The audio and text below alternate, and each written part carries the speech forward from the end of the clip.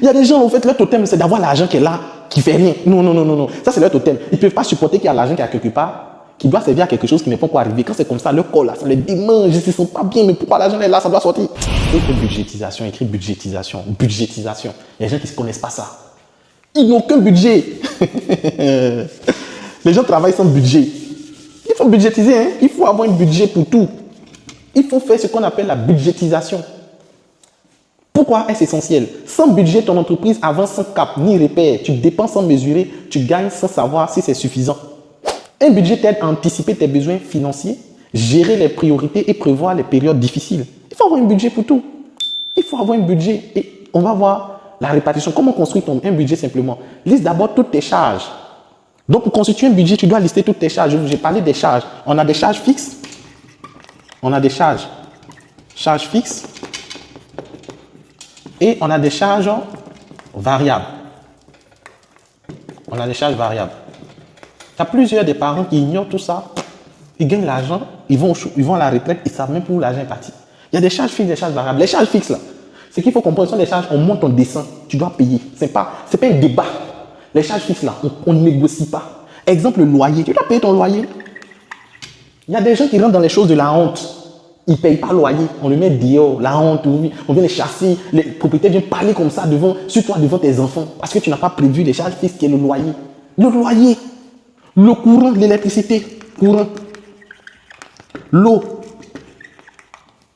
la nourriture, si c'est sac de riz, budget pour la nourriture de la maison, oui. La nourriture, si c'est sac de riz, huile, et puis je te conseille de payer les choses en gros, ça va beaucoup t'aider, je vais te donner des conseils en termes d'erreurs et en termes de stratégie pour réussir à gérer ton argent. Donc, il y a des choses, aujourd'hui, là, il y a d'autres canaux qui regardent dans les abonnements Canal. Donc, les abonnements, là, tu dois renouveler chaque mois. Donc, si c'est Canal, si c'est Netflix, si c'est la fibre, donc tout ça, là, tu dois budgétiser total. Ça fait combien? Si c'est 500 000, chaque mois, là, tu sais que tes 500 000, là, tu dois mettre à côté. C'est pas un débat. C'est pas un débat. C'est quand tu finis avec ça maintenant, tu vas voir ce qui te reste pour gérer d'autres choses. Et on va voir la répartition qu'il faut avoir. On va voir la répartition qu'il faut mettre en place. Donc, budgétiser ou répartir l'argent. On a les charges fixes, loyer, facture, internet, nourriture, transport. Voici le plan, charges fixes. Le fonds d'urgence. Il faut avoir un fonds d'urgence. Le fonds d'urgence, c'est quoi? C'est le fonds de santé, accidents divers et imprévus. Toi, tu penses que tu es fait. Tu penses que tu es fait. Tu n'as pas tombé malade. Tu n'as pas de fonds pour te soigner. Donc tu es là, le jour où tu tombes malade, tu fais les SOS, pardonnez, aidez-moi, pardonnez, mais il ne sent pas bien, pardonnez, il est hospitalisé. Mais pourquoi vous faites ça? Pourquoi vous faites les choses de la honte? Il faut avoir un fonds d'urgence pour ta santé, pour tes enfants, pour ta femme ou pour ta famille. Tu dois avoir un fonds d'urgence pour que s'il y a un problème, tu puisses... Il y a des gens, en fait, leur totem, c'est d'avoir l'argent qui est là, qui fait rien. Non, non, non, non, non. Ça, c'est leur totem. Ils ne peuvent pas supporter qu'il y a l'argent qui est quelque part, qui doit servir à quelque chose qui n'est pas encore arrivé. Quand c'est comme ça, leur corps là, ça les démange, ils ne se sentent pas bien, mais pourquoi l'argent est là, ça doit sortir. Tu dois avoir un fonds d'urgence. Il y a plusieurs artistes, vous entendez, ils ont fait un accident, et puis ça pleure de partout, cotisé pour l'artiste. C'est décevant.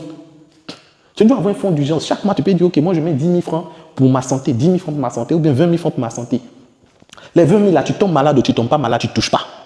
Tu bloques. Pendant qu'il parle, il faut faire. Hein. Vous écoutez les formations, vous écoutez les trucs, comme c'était un film. Vous pensez que c'est novelas ici. C'est la vie, hein? C'est la vie réelle. Ce n'est pas novelas. Ce n'est pas film. C'est la réalité. Quand tu écoutes ça, prends papier, écris, va acheter une enveloppe, tu écris fonds d'urgence. Chaque mois, tu mets l'argent dedans. Ça peut être 5 000, ça peut être 10 000, ça peut être 15 000, ça peut être 20 000, ça peut être 100 000.